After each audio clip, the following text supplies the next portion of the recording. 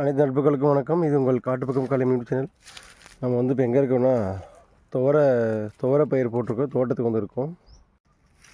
தோட்டத்தில் துவரை வந்து பயிர் பண்ணியிருக்கிறோம். என்ன ஒரு பிரச்சனைனா, நல்லாவே தோட்டம் நல்லா தான் இருந்துச்சு.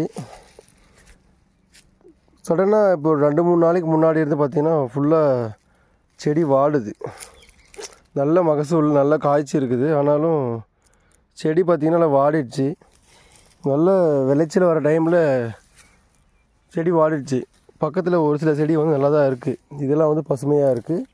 ஒரு சில செடி வாடி இருக்குது. இங்கே பாருங்கள், இதெல்லாம் வாடி இருக்கா, இது நல்லா பசுமையாக இருக்குது. எப்போவுமே இந்த மாதிரி ஆனதில்லை. என்ன காரணம்னு தெரியல, என்ன பிரச்சனைன்னு தெரியல. நல்ல காய் நல்லா நல்ல மகசூல் நல்லா ரொப்ப வச்சுருக்குது.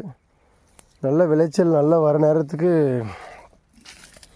எல்லாம் ஏதோ நோய் தாக்குன மாதிரி ஆயிடுச்சு. என்ன பிரச்சனை என்ன நோயினே தெரியல. ஒரு புதுசாக இருக்குது. இந்த மாதிரி நாங்கள் எப்போவுமே பார்த்தது கிடையாது. வருஷம் துவரை விளைய வைக்கிறோம். இந்த மாதிரி நம்ம பார்த்ததே கிடையாது. நல்ல ஒன்று தண்ணி பற்றாக்குறையாக இருந்தால் காய் வைக்காது, செடியே உடஞ்சிடும். காய் வச்சுட்டு காய் இப்போ அறுவடை செய்கிற டைமில் எல்லாம் வாடிடுச்சு. செடி வந்து வாட்டமாயிடுச்சு. அதாவது நல்ல பாதி விளைஞ்சிச்சு, பாதி விளையில. இந்த நேரத்தில் வாடி போச்சு. இங்கே பாருங்கள், ஒரு சில செடி நல்லாவே இருக்குது, பசுமையாக இருக்குது, அழகாக இருக்குது.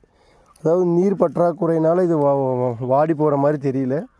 ஏதோ ஒரு நோய் தாக்கத்தினால இப்படி வாடிட்டுருக்குது. என்ன நோயின்னு உங்களுக்கு தெரிஞ்சால் எங்களுக்கு சொல்லுங்கள். இதுக்கு என்ன பண்ணணும், எதனால் இப்படி வருதுன்னு எங்களுக்கு தெரியல. ஏற்கனவே விவசாயம் பண்ண யாராவது, துவரையில் அதிகமாக அனுபவம் இருக்கிறவங்க யாராவது பார்த்தீங்கன்னா, இது ஏன் இப்படி வாடி போச்சு, எதனால் இப்படி ஆகுதுன்னு உங்களுக்கு தெரிஞ்சால் சொல்லுங்கள். இங்கே பாருங்கள், ஃபுல்லாக அங்கே பாதியில் எங்கேயாவது ஒரு செடி பாருங்கள், இது நல்லா இருக்குது. இது பாருங்கள், நல்லா காய் நல்லா இருக்குது, செடியும் பசுமையாக இருக்குது. இது நல்லா விளைச்சிக்கும். இதெல்லாம் நல்லா விளைஞ்சி வந்துருச்சு. ஆனால் இடையிடையில் பாருங்கள், எல்லாம் அங்கங்கே எல்லாம் வாடி போயிடுச்சு. இதெல்லாம் வந்து ரொப்ப காய் வச்சுருக்கு.